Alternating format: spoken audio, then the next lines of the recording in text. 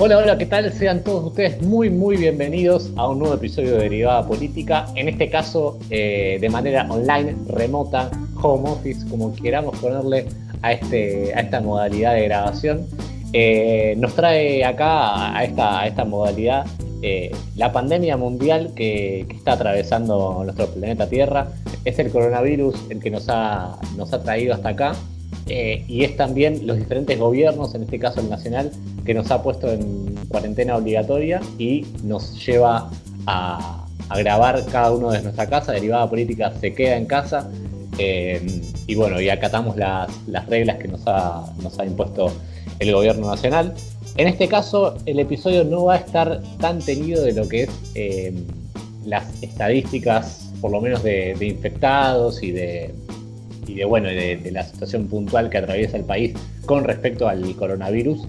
Eso ya un poco lo estuvimos analizando en el episodio anterior, que lo pueden escuchar en Spotify, como también nos pueden seguir en nuestras redes sociales, en @derivada política en Instagram, en @derivadap en Twitter. Ahí pueden ver un poco lo que dejó el capítulo anterior, como también nos pueden escuchar en Spotify, en YouTube y en diferentes plataformas de podcast.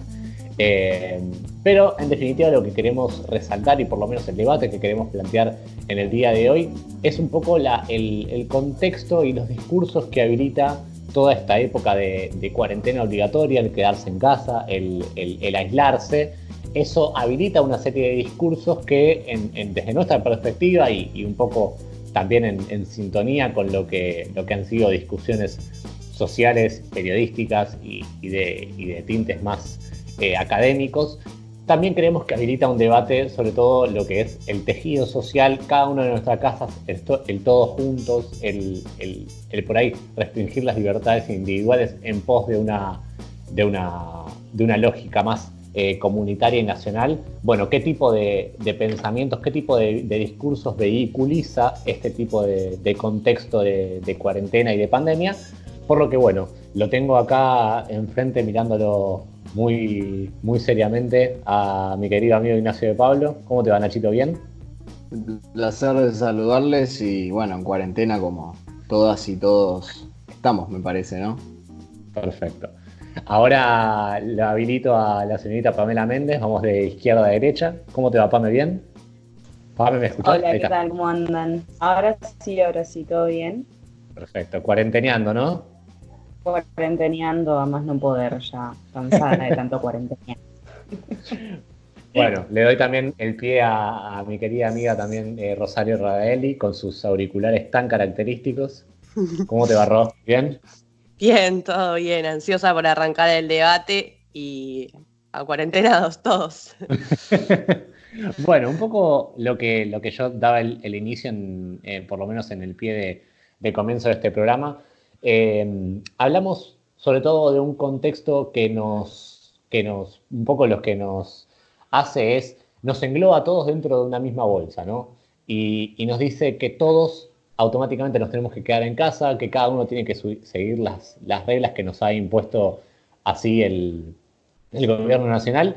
Pero eso también a la misma vez habilita el debate y por lo menos la conversación de empezar a pensar sobre todo, no solamente las prácticas discursivas, que es algo que por ahí nos gustaría meternos ya más entrado el programa, sino más que nada cuestiones económicas, lógicas, que, digamos, hay diferentes prácticas económicas y diferentes trabajos que realmente en una época de cuarentena un poco lo censuran, ¿no? ¿Qué opinan, chicos?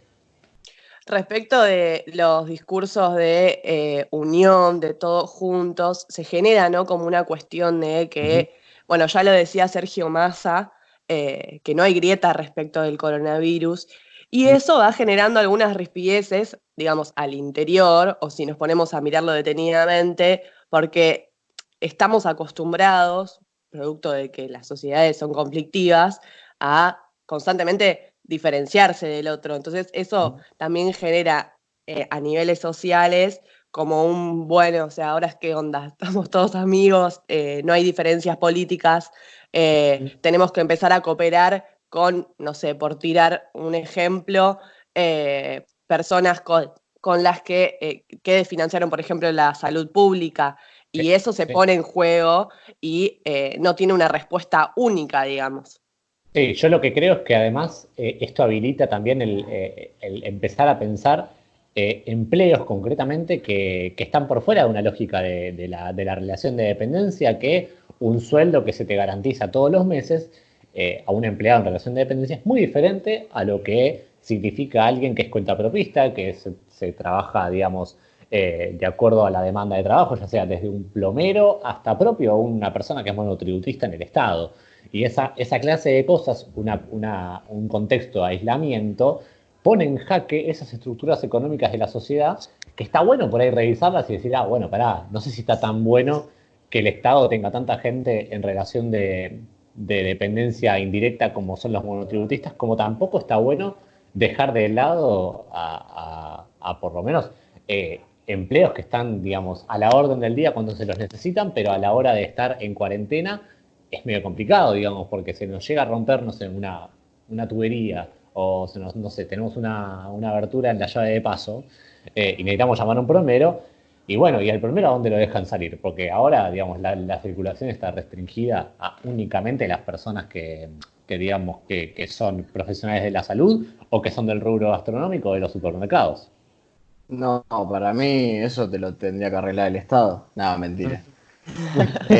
No, creo que no entramos todavía en la fase de tensión máxima que puede tener un virus como este, porque, a ver, lo discutíamos el otro día, este tema de quién va a pagar los platos rotos de todo esto. En un país en recesión, que además aplicó rápidamente todos los protocolos para parar todo y poner a toda la población en cuarentena, hay Sí, algo que no, digo, que va a generar una tensión inherente porque los restaurantes no cobran, porque los comercios están cerrados y no generan ingresos y no pueden pagar y están a un pocos días de pagar sueldos, por ejemplo. Después, bueno, sí, el Estado cómo aplica todas las medidas represivas, lo mismo, también genera tensión. Pero todavía no sí, entramos en ese nivel, pero estamos ahí nomás. sí. ¿Vos, Pame? Su silencio solo le incrimina más y más. Creo que retomando lo que decía Ro hoy acerca de lo que hablaba Massa, de que no hay grietas frente al coronavirus, en esta situación no hay grietas, no hay oposición, me parece que puede generar rispideces y a la vez también genera como algo inédito, porque somos por lo menos un país o una sociedad que está acostumbrada a los antagonismos o a las dicotomías o a los enfrentamientos, ¿no? A la oposición de intereses, etc. Y generar esta base de consensos acerca de que, bueno, hay Ujú. un interés primordial que sería preservar la salud de todos y todos, o todos y todas, o de la gran mayoría, genera también como una nueva base eh, de cómo podemos pensar la sociedad y cuáles serían los consensos y los acuerdos que tendríamos entre los que estamos de un lado y los que están del otro también. Me parece Sí, que es bastante inédito esto que está sucediendo, ¿no? Y que también es sí, bastante maduro, digamos, asumirlo de este modo.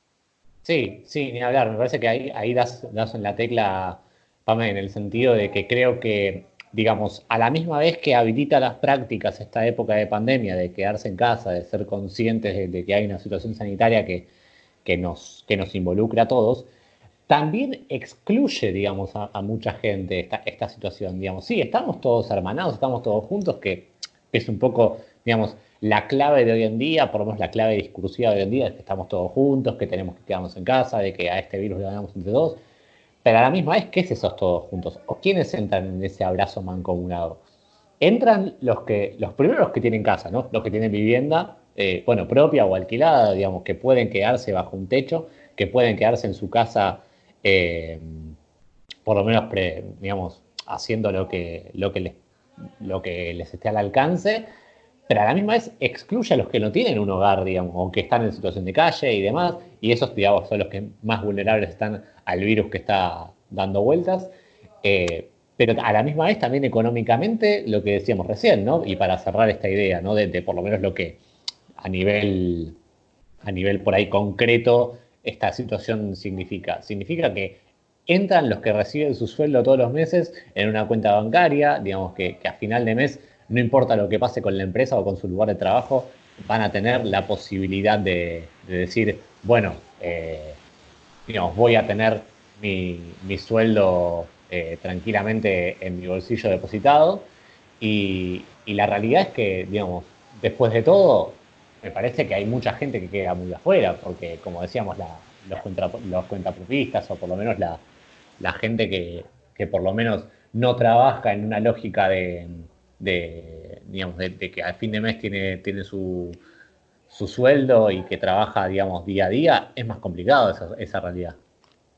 Sí, en ese sentido hay que tener en cuenta todas las diferencias que hay en Argentina respecto de la situación de los distintos trabajadores, porque estamos en una situación de crisis, venimos de una situación de crisis hace mucho tiempo, con mucha inflación y hay que decir, la mayor parte de los trabajadores están en la informalidad, ya sea monotributo, ya sea haciendo changas, o sea, fue realmente complejo para el gobierno, para mí, esto es una opinión personal, delimitar a qué punto, digamos, entregar ayuda, a qué trabajadores, ir como diseminando y diferenciando a cada uno que necesitaba recibir la ayuda. De hecho, ayer tuvimos noticias respecto de los monotributistas, de los trabajadores asalariados y cuentapropistas en situación de informalidad y de las trabajadoras en casas particulares, sobre todo. Y es como que se le venía pidiendo al gobierno que hiciera eso, es una de las cosas en las que tenía que tener reacción, y desde el vamos, eso supone que va a haber una diferencia respecto de ese todos que están intentando interpelar y que se está plasmando bastante, pero se está plasmando bastante respecto de lo que vemos todos, que es gente de clase media, digamos, digamos, en las redes, ¿quién accede a las redes sociales? ¿Quién accede a tener como más voz, entre comillas? Es eso para mí. Sí. Y respecto de eso, hay que tener en cuenta, además, que se puede trabajar en cooperación sin por eso tener que borrar, digamos, las diferencias. Tendría que ser, y volviendo un poco a lo que decía Pame, un todo donde se sepa y no se intente o no se piense en borrar esas diferencias, no solamente respecto de la diferencia entre clases sociales, sino además de un horizonte. Es decir, qué va a pasar después con la economía, qué va a pasar después, cómo vamos a seguir respecto de la deuda, cómo vamos a seguir respecto de lo que queda del gobierno de Alberto Fernández. No es solamente una cuestión de clases sociales hoy, sino pensarlo como más adelante en términos de plan a continuar. Sí. ¿Nachito? Sí, totalmente. No, lo que iba a decir es que en esta crisis que estamos viviendo por el tema del coronavirus, queda como no sé si en evidencia, pero también está esta idea de que no se puede dejar todo librado al mercado siempre, porque después termina pasando que necesitas ayuda estatal que de otra manera no tenés. No sé, si vos te quedaste varado en Isla Margarita, no te va a llegar un vuelo privado por ahí que está Sí. pensando todo el tiempo en la ganancia, en el lucro. Por eso Sí, son ni dos hablar. lógicas que después, o sea, perfectamente pueden tener relación a veces, pero el Estado, si vos desfinanciás y dejás todo librado al mercado, después no podés salir a poner un montón de guita para, bueno, ahora salvame esto, que nunca no te puse plata en la salud pública, ahora salvame que necesito que no se muera gente. No, sí, además me parece que el argumento y ya te doy paso, Pame, me parece que el argumento de dejar todo librado al mercado, que es algo que se está escuchando, digamos, coincidimos que es algo que en esta contemporaneidad se está escuchando mucho, digamos, es algo que está dando vueltas y eso también se refleja en colectivos que abogan por esas ideas. Digamos, el mercado no solamente que no se puede regular por sí solo, primero, punto número uno, porque si dejamos todo librado al azar estamos todos infectados por este virus, ¿no? Digamos, sin ir más lejos. Eso en primer lugar. Segundo, ¿quién te salva en una situación de desamparo? Si el mercado solamente se tuviera que ocupar de vos, qué buena pregunta, ¿no? Porque habría que preguntarse quién se ocuparía de vos en caso de que realmente lo necesites y que no tengas nada, absolutamente nada a mano. Tenés una prepaga, pero eso ni siquiera, porque si está, digamos, está todo lleno de gente, las diferentes clínicas, es lo mismo que nada. Y lo mismo pasa con este tema de los trabajadores, digamos, en relación de independencia, podríamos decirlo de alguna manera, ¿no? Trabajadores independientes. Sí, perfecto. Ahora, si no hay demanda porque todo el mundo se queda en la casa, ¿qué mercado te viene a salvar? ¿A quién le arreglas la grifería? ¿O a quién le vas a trabajar por un jornal? ¿O a quién, no sé, digamos? Estoy pensando en cualquier oficio que necesite, digamos, de trabajadores que cobren por ahí por el trabajo hecho diario. Es muy complicado y una vez más me parece que está bueno que seamos conscientes de que el mercado no lo puede todo y es una realidad y menos en épocas como esta. Pame. Yo creo que como una de las grandes enseñanzas que deja Sí. esta pandemia, esta cuarentena, es justamente el rol del Estado, la importancia de la política y la importancia de la toma de decisiones estratégicas y con Ujú. gente capacitada para tal fin. No solo tomando al Estado como el rol del Estado de gestionar y de preservar la salud de sus habitantes y de Sí. tratar de poner la salud y lo público por encima del mercado, sino también, bueno, obviamente eh, teniendo en cuenta esto de escuchar expertos, de escuchar opiniones de gente que está en el tema y no dejarlo librado ni a lo financiero ni a lo religioso tampoco, como pasa en Bolivia, que la presidenta de facto, Janine, apeló a la fe y a rezar, y bueno, y un Ujú. montón de barbaridades que digamos que puede servirle a la gente, digamos, si eso es lo que lo tranquiliza en un estado de cuarentena y de pandemia, que puede, digamos, Ujú. sembrar un poco el caos, pero no sería lo más conveniente que diga un funcionario en estos casos, porque bueno, lo importante es invertir en salud y pensar en políticas que hagan que el virus no se expanda tanto ni tan rápido. Entonces me Totalmente. parece que hay dos enseñanzas claves. Primero, que el Estado tiene que estar siempre, y segundo, que quienes estén en ese Estado, porque no es que el Estado no está, quien está en el Estado, que piensen políticas y modos para que la gente pueda preservar su salud, apelando, digamos, a la ciencia y a la toma de estrategias políticas. Perfecto. Perfecto. Lo que Respecto de, nosotros. Sí, sí, Ro. No, no, quería agregar que respecto de lo que dice Pame, ya pensando quizás en un escenario fuera de la pandemia, ¿qué va a suceder con la derecha que estuvo guardada en cierto sentido? Porque, qué sé yo, no sé, abrieron Twitter y leyeron algún libertario en estos momentos. O sea, No. ¿qué va a suceder en ese sentido? ¿Y Mm. cuál va a ser el discurso que va a adoptar después de la pandemia? Para mí es bastante simple y no es que sea una persona negativa, pero para mí va a ser un fingir demencia y va a ser un volver a, bueno, esto nos costó mucho dinero, el mundo está en crisis, ahora nos toca ajustar de nuevo porque el Estado tuvo que expandirse para poder suplir una situación que era extraordinaria. Y en ese sentido es que hay que recordar que, por ejemplo, ahora, cuando tenemos los problemas que tuvimos con el Malbrán, porque faltaban formas de detectar el virus en las personas, lo cierto es que había sido recortado a la mitad el presupuesto que tenía destinado, entonces por eso fue tan complejo poder mantener al día y poder trabajar a contrarreloj respecto de las carencias que tenía el hospital en ese momento y las carencias que tiene la salud pública en Argentina, que va a suceder y que se replica en el resto de los países porque el mundo está en crisis, entonces es necesario para todos, de izquierda a derecha, para todos los presidentes me refiero, o para todos los estados, de salir de izquierda a derecha a suplir esta situación de crisis porque se profundiza a partir de la pandemia. Entonces, en ese sentido, creo que sí, ahora todos van a decir, bueno, vamos a ayudar, vamos a dar, no sé, planes sociales, X, cualquier tipo de medida expansiva, pero después se va a venir un nuevo, digamos, capítulo en el que se va a hablar de recortar para pagar la fiesta, básicamente, que es lo que ha sucedido eh, antes y lo que se va replicando en la historia también. Ni hablar. Nachito.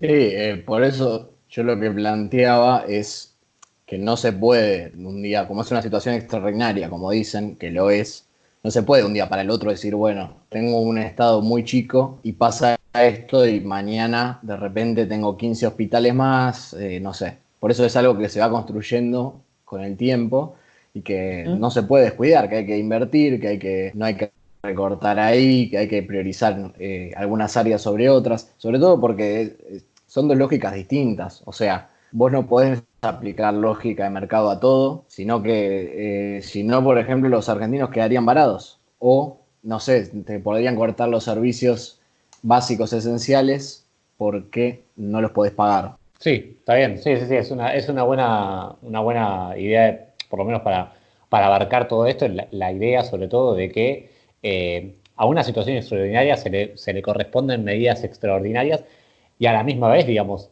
¿qué crítica muchas veces se le puede hacer a un gobierno o a lo que sea o a cualquier persona que toma medidas en una situación extraordinaria?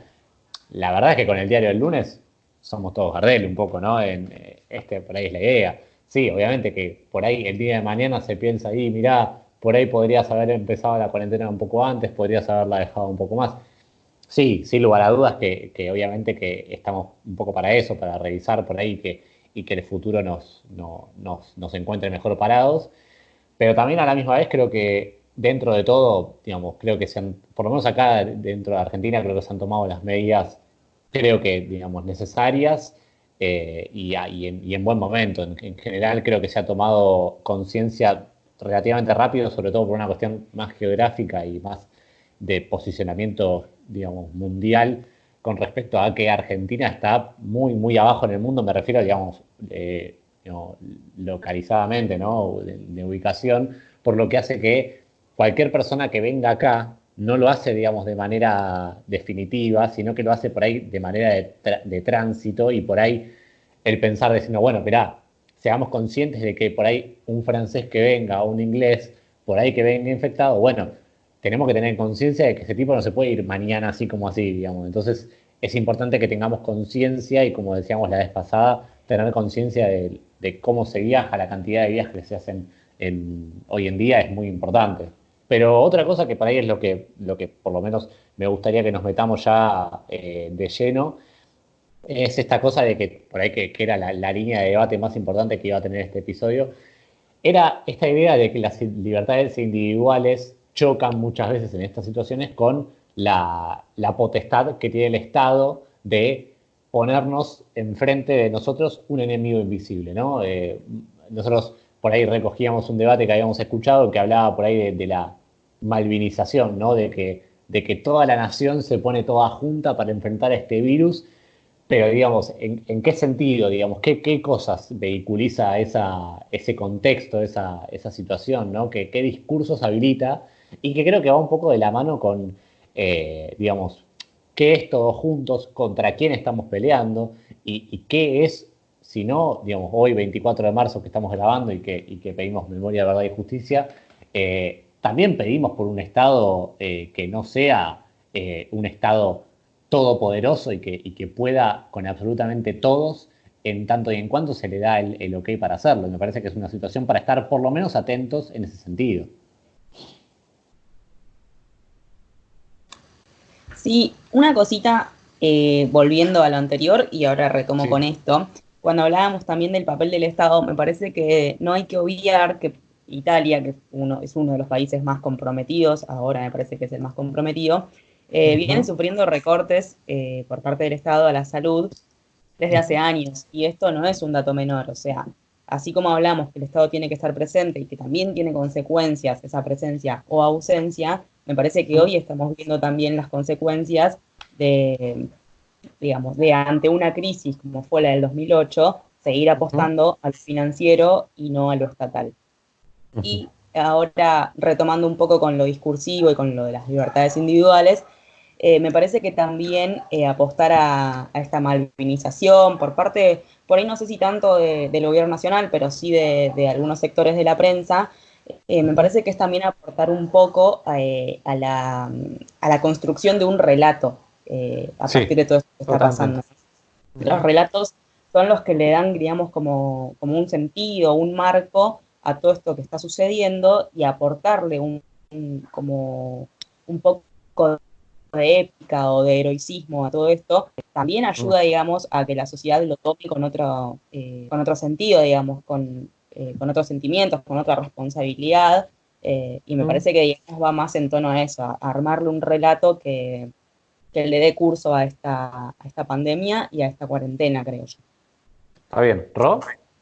Respecto de eso, del relato, me parece que es clave en el sentido de que para lograr un compromiso real con la sociedad necesitas tener una política de comunicación fuerte que llegue a varios y a los lugares en los que generalmente no llega la comunicación. Me estoy refiriendo a sectores que no tienen acceso fácil. Entonces eso hace que se despliegue todo un aparato para que se empiece a generar conciencia. Entonces vos, por ejemplo, no salgas de tu casa cuando hay cuarentena. Pero en ese sentido, sí es cierto que se plantea una cuestión de todos juntos, sí es cierto que, por ejemplo, la tapa de los diarios sonó a un estamos ganando o como se quiera poner, pero la realidad es que vos tenés que apelar a un sentido de la responsabilidad y la solidaridad del otro, de la otra, porque si no va a pasar esta situación que se dio también acá en Argentina, a pesar de toda esa política de comunicación, que es que la gente salga de la casa y no respete la cuarentena. Y tenés una pandemia mundial. Y además, en la situación argentina, lo que agrava es que tenés un montón de frontera y, por ejemplo, en Brasil, Bolsonaro todavía ni siquiera cree que exista el virus. O sea, concretamente no cree que exista el virus. Entonces, se te desborda la situación, no solamente por las políticas que vos hagas o no hagas o decidas hacer hacia el interior del país, sino que tenés que pensar en los vecinos.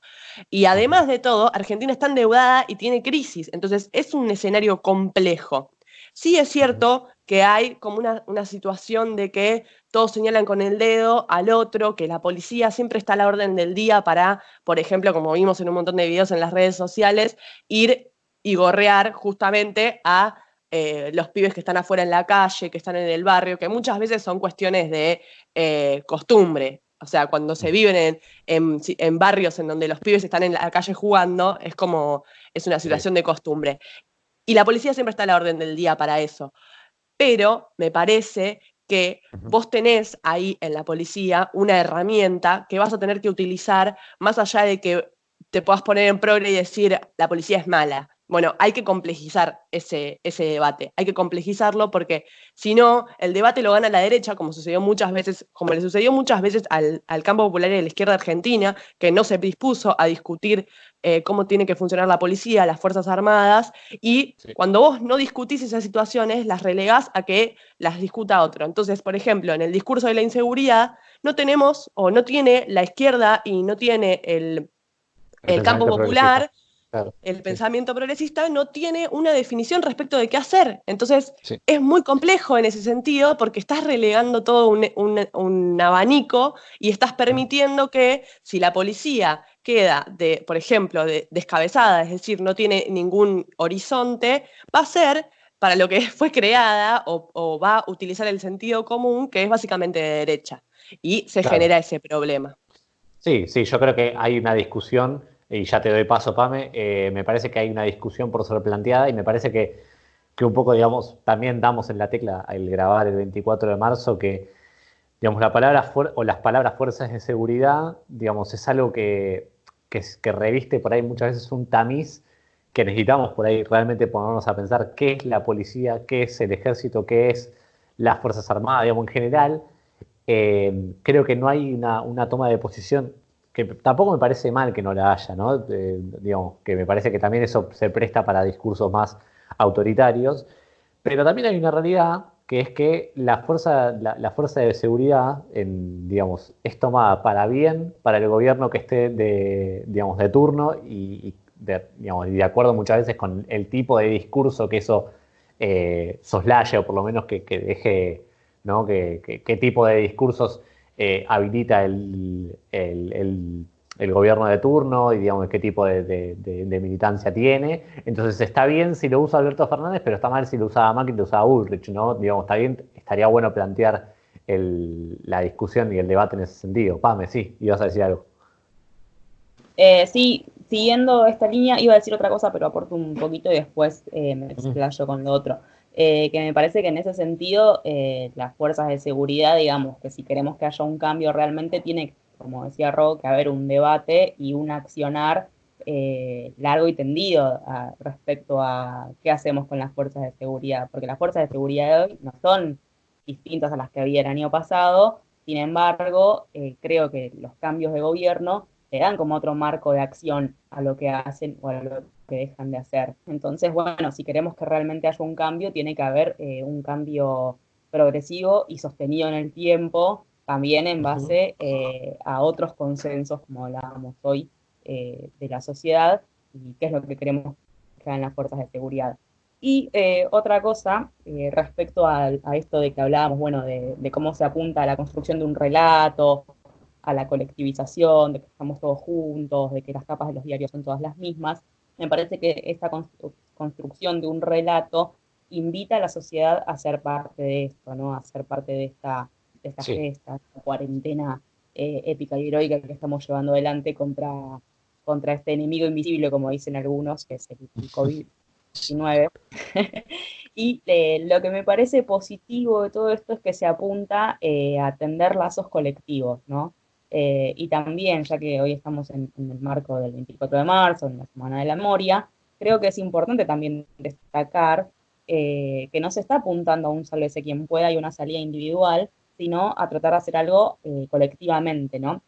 Es algo que la dictadura vino a cortar de raíz, vino a cortar las organizaciones, el pensamiento de una construcción colectiva de una sociedad mejor, más solidaria, más justa, como lo quieran ver. Bueno, a partir de la represión y después del neoliberalismo que siguió la dictadura, se vino a cortar un poco de eso.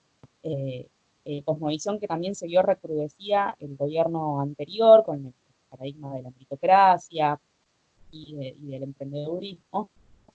Entonces, me parece que lo que podemos sacar de todo esto, de esta construcción de este relato y esta suerte de malvinización, si se quiere, es esto, es apuntar a que hay cosas que no se van a solucionar pisándole la cabeza al otro y con el famoso salir quien pueda, sino que es importante también retomar la construcción conjunta de algunas cosas. Sí, Nachito. Sí, lo que iba a decir es que, a ver, la seguridad es un derecho y es también un derecho el hecho de usar a la fuerza de seguridad para que la gente cumpla la cuarentena. Lo que pasa en los barrios más pobres cuando la policía se le va la mano, entre comillas, porque es algo que suele pasar muchas veces, que entran a los tiros, como hemos visto en muchos videos que andan circulando, que entran a los tiros, que van a apurar a los pibes. En cambio, después hay gente que sale a correr por olivos y nadie dice nada. Entonces, vos como Estado, si bien no podés descartar a la fuerza de seguridad, también hay que ver de qué manera se usan, hay que tener un análisis crítico de lo que hacen, porque no olvidemos que por lo menos en Argentina muere una persona por día en manos de la fuerza de seguridad, según los datos que da la organización Correpi. Está bien, sí, sí, sí. Me parece que con eso, por lo menos, el hecho de tener una conversación seria y por lo menos plantear digamos, a quién dejamos afuera y quiénes entran en todo tipo de debates, ¿no? Si hablamos de quién se queda en casa, de quién tiene que salir a laburar, de quién es avalado por las fuerzas de seguridad, digamos, qué tipo de prácticas también habilita eso, me parece que si lo pensamos en esa lógica, creo que, digamos, es algo a destacar.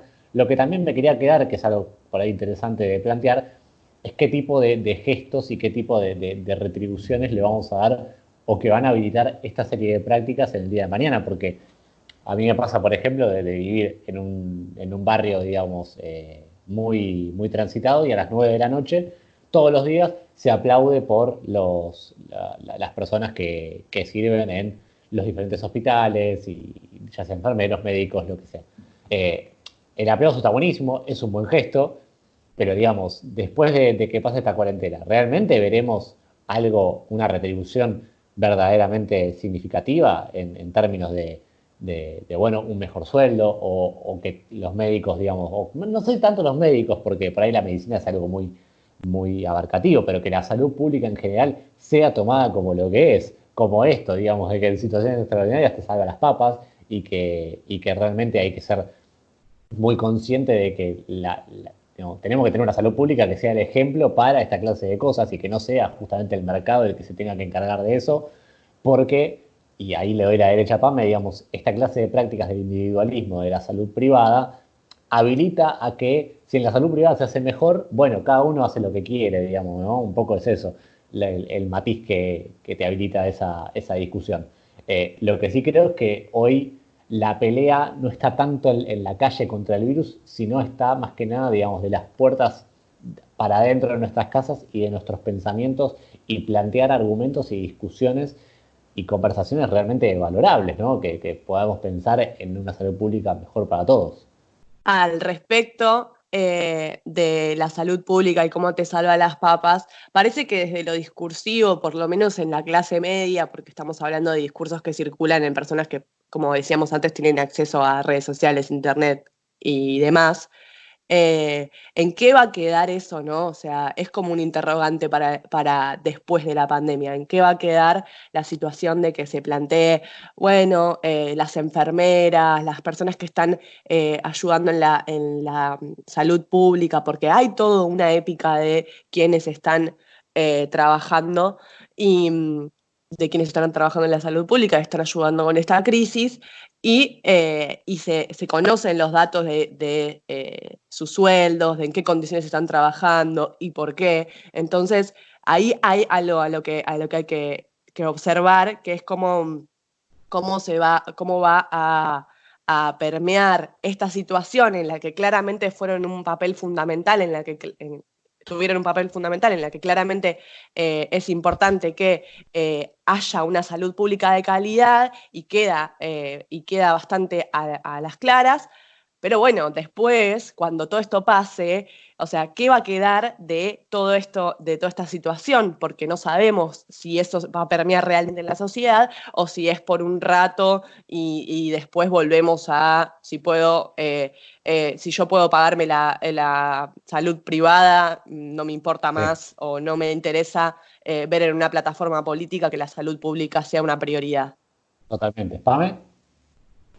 Sí, yo creo que estos cambios, digamos, que estamos como apelando, estos cambios que estamos hablando acerca de qué es lo que puede pasar o no, no van a suceder así por arte de magia, ni tenemos que esperar que sucedan, sino que me parece que tiene que ser una demanda de quienes estamos como en cierta sintonía con un modelo de país, ¿no? Entonces tendríamos que aprovechar todo esto que sucedió para tomarlo como argumento dentro de futuros debates y dentro de futuras presiones y demandas de los gobiernos de turno. O sea, bueno, pasó esta situación, hubo una pandemia, ¿quién te salvó? ¿El Estado? Sí, el mercado no. Entonces hay que apuntar a jerarquizar la salud, Sí. el Estado en sí, la educación también, etcétera. Entonces me parece que no tenemos que pensar que porque a las 9 de la noche la gente en Capital o en donde sea aplauden y después de que pase todo esto por arte de magia y porque hubo una situación trágica le Extra, hizo sí. cambiar de parecer, sino que tenemos que gestar ese cambio, digamos. Sí, Justamente sí, para que materializarlo. se dan solos. Sí, materializarlo me parece en argumentos y en medidas concretas en que uno pueda decir, mirá, esto está ok, esto no me gusta tanto, digamos, poder eso ponerlo realmente, materializarlo y que no sea solamente, digamos, argumentos y conversaciones en la nada. Nachito, ¿querías sumar algo más? No. Quedó ahí en mute. Por su Bueno, boca en cerrada. este, claro. Lo que creo que quedó muy en claro es esta idea que tenemos nosotros de que realmente cuando tenemos toda la mesa así servida, ¿no? De argumentos y de conversaciones que muchas veces apelan a esta cosa de cerrar la grieta, de estar todos juntos, me parece que vale la pena preguntarse, bueno, ¿en qué sentido o en qué sentido estamos tomando este debate, ¿no?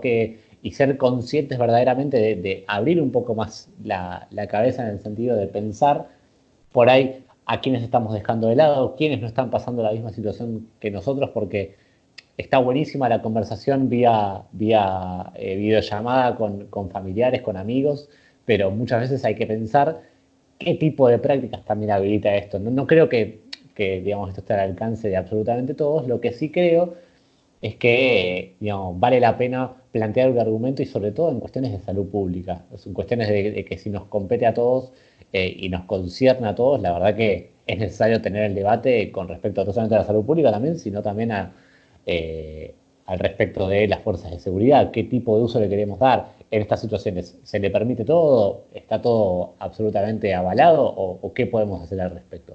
Me parece que eso quedó más que cubierto. ¿Alguno quiere agregar algo más, chicos, para cerrar el programa? Lo que quería decir es que, bueno, a ver, lo que decimos siempre, ¿no? Que gobernar es priorizar, elegir, no se puede favorecer a todos y hay que, en estos momentos que vamos a entrar de tensión, hay que ver para dónde se inclina la balanza de alguna forma, ¿no? Ya tuvimos alguna pista con este tema de los monotributistas, los cuentapropistas, pero todavía faltan un montón de cosas por resolver. Entonces, estamos entrando en un momento de tensión por lo que dijimos de eso, por lo que dijimos de las fuerzas de seguridad. Así que nada, eso para aclarar nada más. Bueno, y que lo digan las redes sociales. Sí. Bueno, habiendo pasado ahora sí un poco más de 40 minutos del programa, les recordamos que nos pueden seguir en nuestras redes sociales, en @derivadapolítica en Instagram, en @derivadap en Twitter, que nos dejen sus comentarios, que si les gustó el programa, bueno, que lo compartan, nos pueden escuchar en Spotify y en YouTube, y que bueno, cualquier tipo de debate está más que bienvenido a nuestras casas virtuales. Les mandamos un abrazo muy grande. Ahora sí a la distancia, un poquito más a la distancia, pero bueno, la recomendación es que se queden en sus casas, pero que seamos un poquito conscientes de lo que está pasando allá afuera. Nos vemos la próxima y bueno, y será hasta la próxima. Chau, chau.